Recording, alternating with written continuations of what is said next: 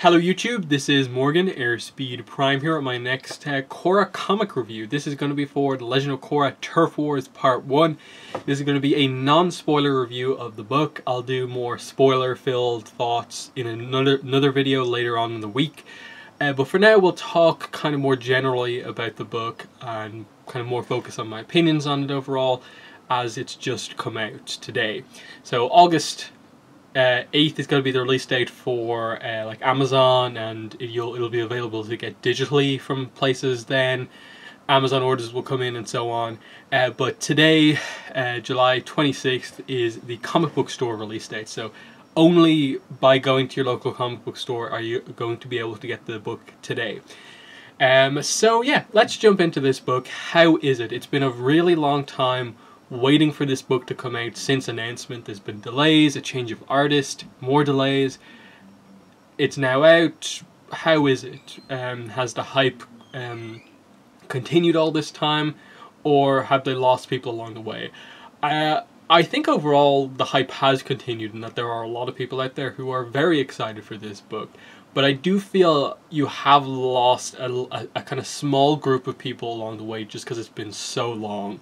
That the difference between this book coming out like fall 2016, which I think fall 2016 was like the really early like release date when Brittany Williams was still on the project. The difference between then and now, nearly a full year, I think, given everything that's happened with Avatar Comics recently, that has been a very crucial time period, and I think this book will still be a huge success, but I can only imagine how amazing and how successful this book would be if it had managed to hit its initial release date. But the book's out now. How is it? Overall, I would give this book, if I had to score it out of 10, a 6.5. Maybe a 7 if I'm kind of giving a little bit more credit to some things, depending on how things turn out. But I think in or around that score is fair. I think anything less, and it's really undervaluing some of the good stuff that this book does. Anything more, and I feel you are kind of ignoring some of the clear criticisms that I think are present in this book. I think there are clear flaws with this book in terms of the writing, where the focus is, and just like as a part one of a trilogy, I think it's not the most amazing like initial part. And the core of that kind of complaint, I think ultimately what will be the overall main complaint about this book, is that the plot suffers because Korrasami is such a focus. But it's also the main positive about this book, which is a kind of weird thing with this book, in that if you really like Korrasami, this book is very Korrasami focused, and you'll get basically everything you want. But if you like Korrasami but also want the plot and kind of appreciate Korra overall rather than just that one relationship kind of more, I think you'll probably have a little bit more to critique about this book, because it is very kind of lopsided. And what I mean by that is that outside of Korrasami, there are a decent amount of little plot threads going on. There is President Raiko dealing with the crisis or not dealing with the crisis, and the idea of re-election is coming up. Will anyone run against him? Will Raiko get re-elected? No one seems to like what he's doing as president. That gets a little bit of attention. You've got the main focus of the book, which is obviously the book is called Turf Wars. So of course we're dealing with the triads and the turf war, the battle between the triads for turf. You've got this new character, Wanyang-kun, who is the developer who's building this amusement park around the new spirit portal. And that kind of creates a bit of a human spirit conflict, which is also explored a little bit as well. So there's a couple of things going on here, and I think it's all interesting. It's just none of it gets the focus I think it needs, and that is taking into account the fact that part 2 and 3 will cover it more. There is a certain amount of like focus that I think plots need in like a first part to just establish them. And I feel this book doesn't quite do enough with some of these plot threads. And I think overall, given that some of them end up kind of linking together towards the end, the book kind of ends with you with you kind of being unable to form kind of an opinion on some of these things just because they get so little attention. Like the Raiko stuff is basically like 2-3 pages, and that's the entire inclusion of that plot within the book.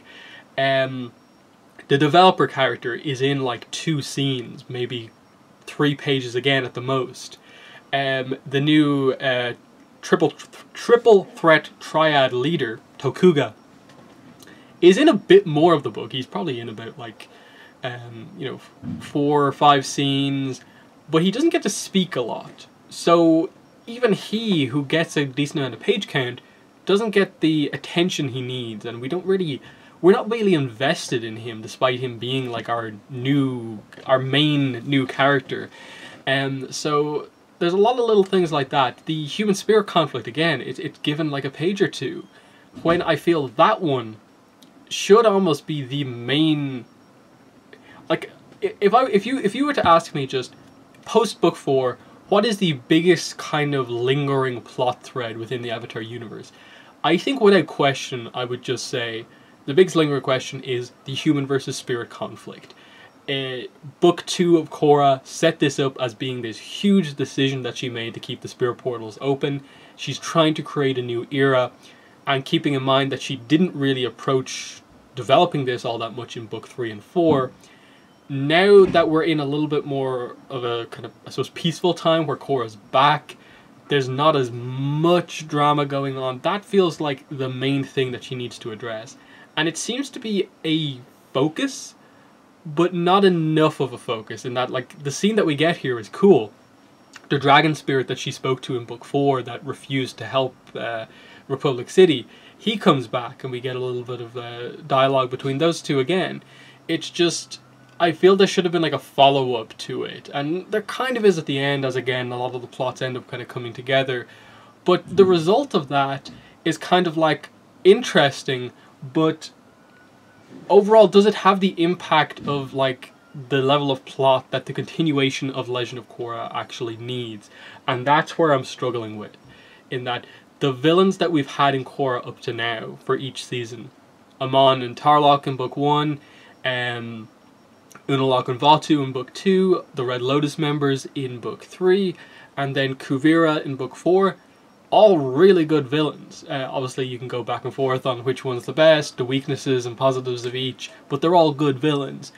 And then our main villain here is this Tokuga guy who we don't know a lot about, and he just feels kind of weak and inconsequential, kind of like Gilak felt in North and South, that he just didn't really feel like a threat come the end of the book, that there was just nothing kind of behind him, there was nothing he could do necessarily, and it kind of feels like that here, that just we see him defeated here. Why should we really care about him going forward?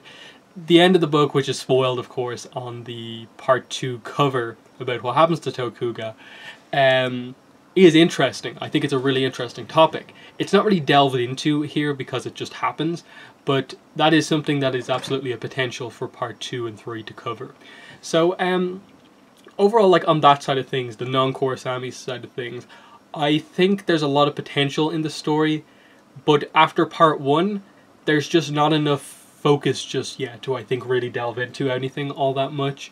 I see a lot of hopes and expectations that I have for these plots, in that depending on how they do it, I feel they could actually make Raiko a little bit more of an interesting character going forward, in that the approach to him in this book is basically that, like, everyone is just anti-Raiko. He just is doing nothing. He is useless, basically. It is the book presents it so bluntly that he is a bad president and is not caring about what's happening to the city, that I almost feel like they have to reveal something to kind of balance that out.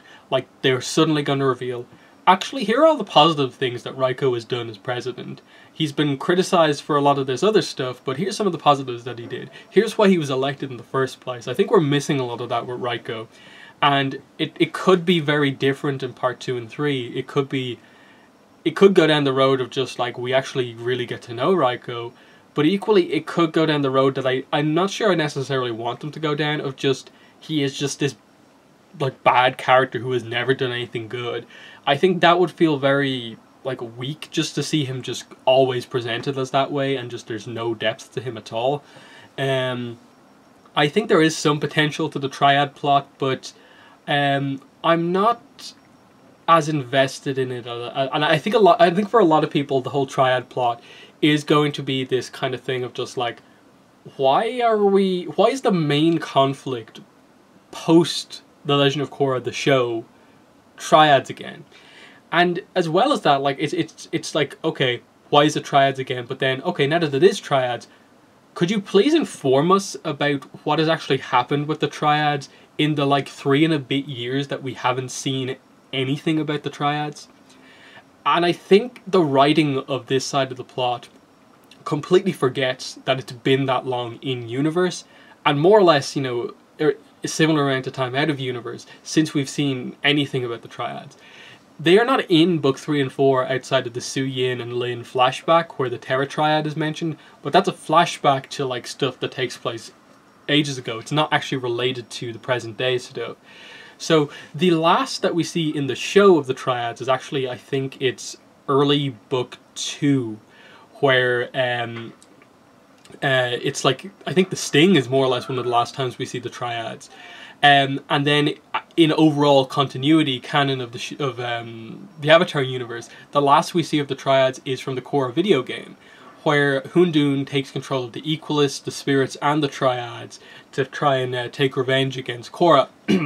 But over the course of that game, Korra ends up basically completely defeating Hundun, and in the process, more or less, defeating the triads and the Equalists enough to where they're just no longer a threat in the city. So I feel that this book really missed an opportunity to just clarify a lot of that stuff to the audience who potentially hasn't read the Korra video game. And then just in general, like, can you please just fill me in on like what's been going on with the triads for a while? Because they sort of just assume that, like, you know what's been going on, and they're just like, oh yeah, here's like Two-Toed Ping and Viper and all these characters that you've known from before, but they never address that like anything has happened to them in like 3 years. Like, what about the Red Monsoons? What about the Agni Kais? What about the Terra Triad? Why do you instead introduce a new triad, the Creeping Crystal Triad, instead of in any way attempting to develop these other ones that don't have a lot of development? The triple threats I get are always going to be the main triad within the city. But even the Equalists, like, why aren't you attempting to use them at all? It makes sense that there's always going to be, to some extent, these people who feel that non-benders are oppressed by benders. So there will always be an Equalist movement. Why not really make them into a triad now that they're not as big as they were in book 1? Just little things like that of just like, you're trying to make us care about a turf war plot with the triads. Why don't you properly develop them? And it's weird because in the very same book that we don't get the level of world building development of a theme or topic, that being the triads, we get an amazing exploration of like same-sex relationships within the Avatar world. It feels like 2 different writers wrote both of these topics, and it's weird because it's the same writer, it's Mike, and he's one of the co-creators of the series, who was basically, you know, like for book 1 and just especially, like, he was like the main, like one of the main writers for all of book 1, where the triads got their most focus and most attention. So he is one of the like guys, as one of the co-creators of the show, who knows the most about the triads, and he doesn't even attempt to explain them. Yet in the very same book, he, I think, does some really amazing writing for how he establishes how the world views same-sex relationships, with a really good scene that of Kaya talking to Korra and Asami, which I'll get into a little bit more on that later on, and we'll move into the Korrasami stuff now, which, as I said, is the core, I think, of what the book is about, because, as I said, my main criticism of the rest of the plot, as interesting as most of those plots are, is that they don't get the focus they need, in part because Korrasami gets so much focus. I do think it is a balance problem, and I can sort of see both sides of just like arguments 2 and 4 why this was the case, in that you needed a lot of time with Korrasami because there were a lot of people out there who really don't feel massively connected to the relationship, so you needed to give it development and a lot of time and attention. But I can also get why, like, the idea of, like, why are you kind of, in a way, sacrificing the plot just for the sake of, like, one relationship? I can see both sides of this, but I do think it ultimately ends up being a kind of weakness for the book, just reviewing it as an overall thing, that the book is more than Korrasami. Because Turf Wars is not inherently Korrasami. Like, if it was going to be all about Korrasami, why was the book just not called, like, Korra and Asami or something like that? The book has a plot that is not inherently focused on their relationship, so it's weird that that stuff doesn't get as much focus as the relationship stuff. But I do feel it's overall, Korrasami is overall well done in this book, in that coming into this book as someone who was fairly neutral on Korrasami, in that, like, I never hated it or anything like that. I never disliked them taking the relationship in that direction. I was always just like, okay, this is the relationship, I'm fine with this being the kind of relationship going forward. I just don't feel like I know a massive amount about their relationship to say either way how I really feel about, like, Korra and Asami's relationship. So I'm going to wait until something covers what their relationship actually is, which is what this book is. So that's kind of my view on Korrasami going into this. It's just like, my only real criticism of, like, the finale was just that, given that Korrasami didn't really get a ton of focus or development within the show, I did find it a weird choice to basically just have them coming together as a couple be the last scene of the entire show. As much as I felt it should have been one of the last scenes, I don't think it should have been the very last scene. Which leads to the obvious question of, how well does this book do Korrasami? How good of a job does it actually do at developing this relationship? I think for the most part it is well done. I don't think I would ever say that, like, it blew me away, or like I was super impressed with how this relationship was presented. Just because, like, I never get, like, massively, like, excited about any, like, kind of romance or kind of shipping plot in any way. I like and appreciate the world building that they do on kind of how each nation views same-sex relationships. That was, I think, a much needed thing, given how they were going to approach, I suppose, to explain how they were going to approach, you know, what Korra and Asami coming together as a couple kind of means, and how they approach telling people. You needed to explain kind of within the overall world how it is viewed. And I think that is one of the, you know, best done scenes within the book about Korrasami, is the scene where Kaya basically comes up to them. She before they even reveal to her that they're a couple, she can see that they're a couple. And this is obviously where we get the full-on, I suppose, in-canon reveal that's not revealed out of the show, reveal that, you know, Kaya is also gay and stuff like that. And as well as that, we delve into, as I said, how each nation views these type of relationships. And we get a bit of a history lesson here as she goes through each nation and establishing, you know, which ones are for it, which ones for the most part accept it but have a little bit of an issue here and there. It's well done, minus one really kind of heavy-handed, you know, retroactive kind of continuity moment where they just add this extra little thing onto a fairly important character that feels a little thoughtless, like very little thought went into it, that it was just, oh, we can add this other thing onto this character with no problem. No one will ever question it because he's that character. When in fact, I think it was a very poor choice in that, like, it just doesn't feel like very needed. Like, that's very, very forced. And it's one of the few moments in the book where I just like, that is very heavy-handed writing. I do not like that approach. But it is just one small section of a scene that is otherwise very, very well done. And, you know, there's another really good scene with Korra and Asami when they go to visit Korra's parents to basically reveal to them that they're a couple. And I like this for a few reasons. One is, like, it's not even really covered or addressed all that much in the book. At all, really, but just the idea that, like, Asami as a character is kind of on her own. Like, her mother is obviously gone from prior to the series. We see the death of Hiroshi. She's on her own.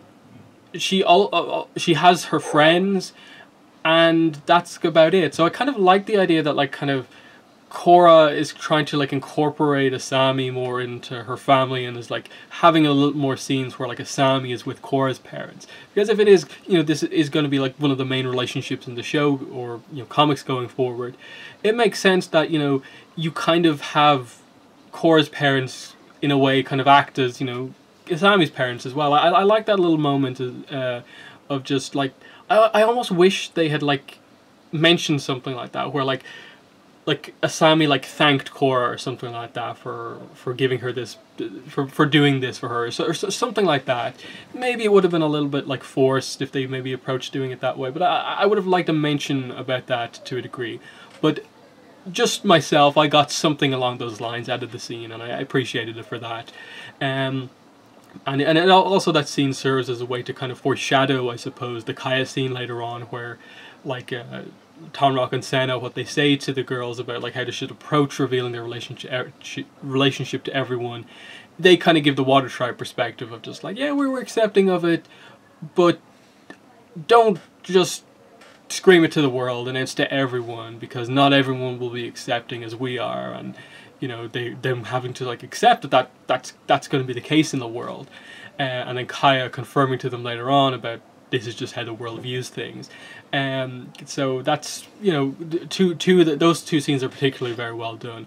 But on the whole, I do think the majority of the Korra and Asami scenes are good and very well written. You can tell a lot of time and care and attention has gone into writing these scenes well, and it overall works. The only thing for me is that I think there was a little bit too much focus on what the relationship is, and a little bit, you know, to some degree, the kind of personal aspect of the relationship fell to the wayside a little bit in this book. Not a huge problem, but just, I think there was a sense of like there was a bit too much focus on Korra and Asami are a same-sex couple.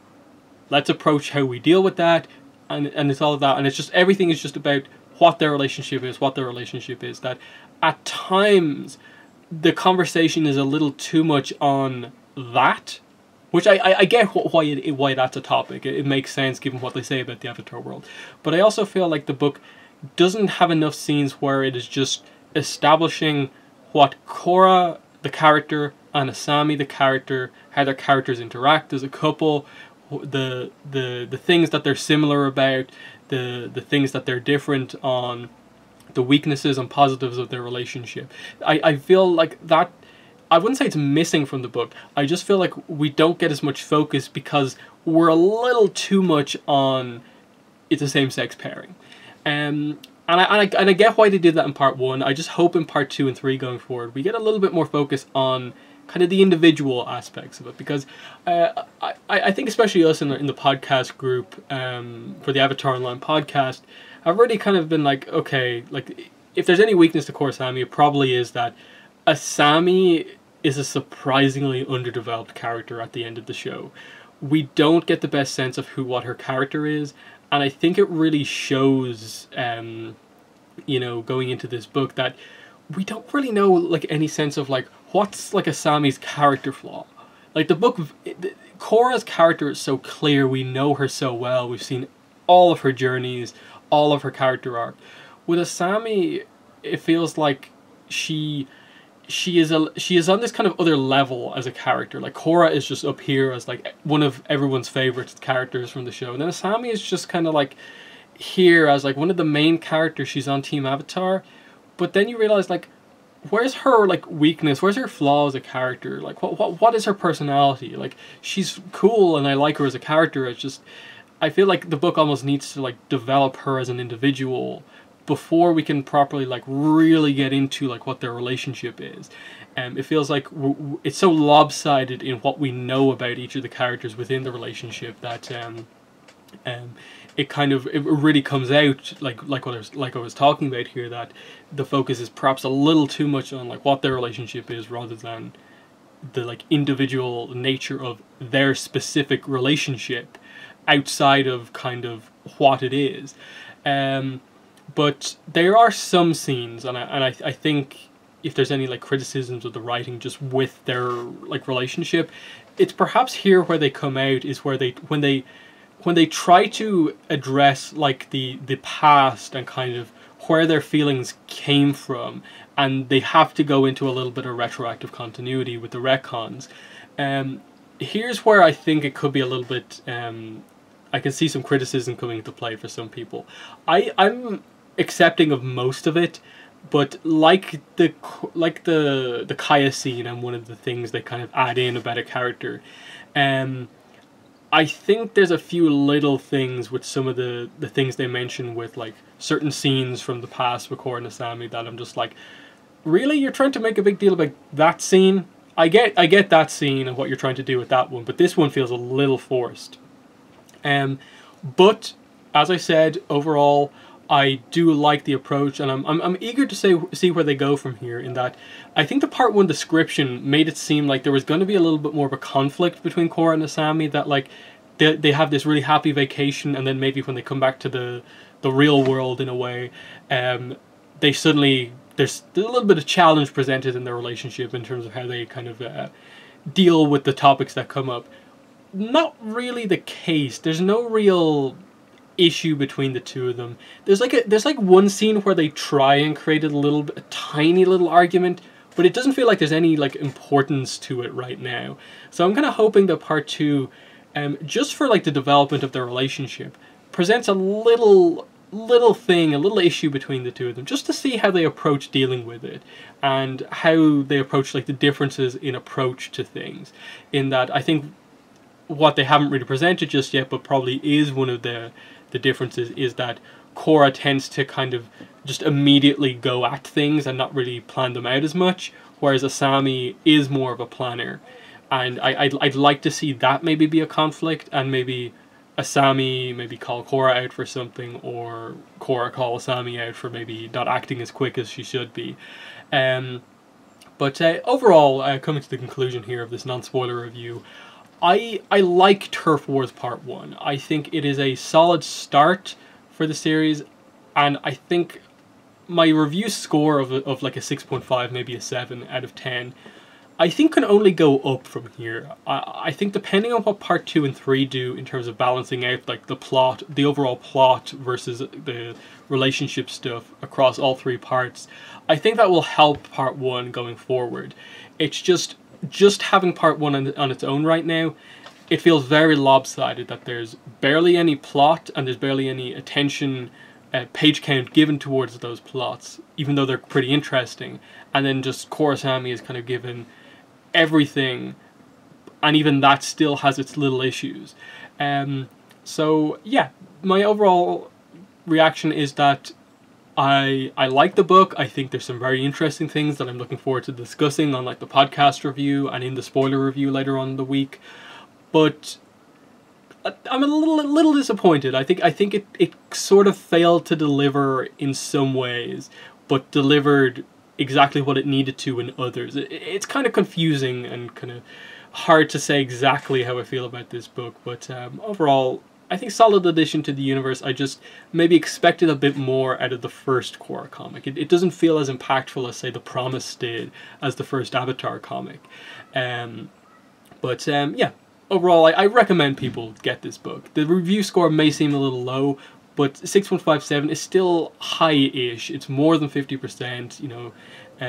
It's more than 60, you know. It's absolutely a passing grade, getting into the good category. Don't let perhaps my over-focus on criticisms in this review distract you from the fact that it is a good book overall. But I'm just going to end the video there and just say in the comments, let me know what your thoughts are on the book if you've read it just yet. Yeah, that's been the video for today. Thanks for watching, and bye.